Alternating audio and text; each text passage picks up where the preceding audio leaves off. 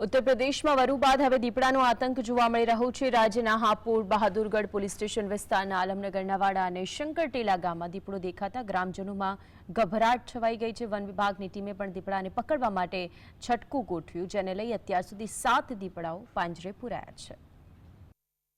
उत्तर प्रदेशના રામપુર જિલ્લામાં વન વિભાગને વધુ એક મોટી સફળતા મળી છે। આ વિસ્તારમાંથી વધુ એક દીપડો પકડાયો છે।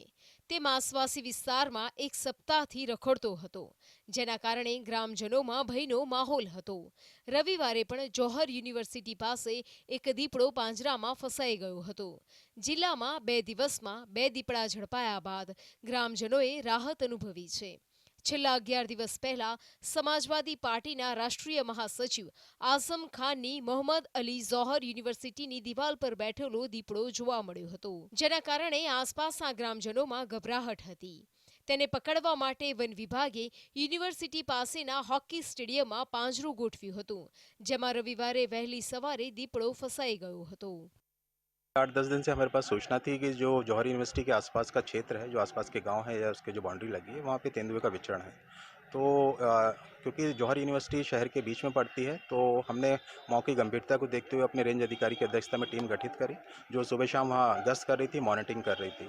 तो जो हमारी टीम ने जो फाइंड आउट किया कि वहाँ पे तेंदुए की प्रेजेंस थी, तत्काल हमने उच्च अधिकारियों से पिंजरा लगाने की परमिशन मांगी और वहाँ पिंजरा लगाया। तो पिछले 4 दिन से हमने पिंजरा लगा रखा था। हमारी टीम दिन रात वहाँ पे गश्त कर रही थी, कोम्बिंग कर रही थी, ट्रैकिंग कर रही थी। तो कल रात 8:30 बजे तेंदुए को पकड़ा गया। સોમવારે સવારે વધુ એક દીપડો પાંજરામાં ફસાયેલો જોવા મળતા વન વિભાગની ટીમ ઘટના સ્થળે પહોંચી હતી। દીપડો પકડાઈ જતા ગ્રામજનોએ રાહતનો શ્વાસ લીધો હતો। આ દીપડો એક અઠવાડિયાથી આસપાસી વિસ્તારમાં રખડતો હતો, જેને લઈને સમગ્ર વિસ્તારમાં ડરનો માહોલ હતો। मसवासी क्षेत्र में भगत जी के एक स्टोन क्रेशर है, उसके पीछे एक बकरी को तेंदुआ उठा ले गया था और उसके चलते वहाँ पर सूचना मिली थी, वहाँ पर पिंजड़ा लगाया गया था और हमारी वन विभाग की टीम ने उसको पकड़ लिया। દીપડાના આતંકના છાયામાં રહેતા લોકોએ રવિવારે રાહતનો શ્વાસ લીધો હતો। છેલ્લા એક સપ્તાહથી દીપડાનો ભય હતો। ઉલ્લેખનીય છે કે વન વિભાગનું આ 7મું રેસ્ક્યુ ઓપરેશન છે। આ પહેલા પણ 6 દીપડા પકડાયા છે। ઉચ્ચ અધિકારીઓની પરવાનગી બાદ આ દીપડાને ક્યાંક સલામત સ્થળે છોડી દેવામાં આવ્યો છે। જોવા જઈએ તો હાલ મસાવાસી અને જોહર યુનિવર્સિટી વિસ્તારમાંથી દીપડાનો ભય ઓછો થયો છે, પરંતુ હાપુડમાં દીપડાનો ભય હજુ પણ યથાવત જોવા મળે છે।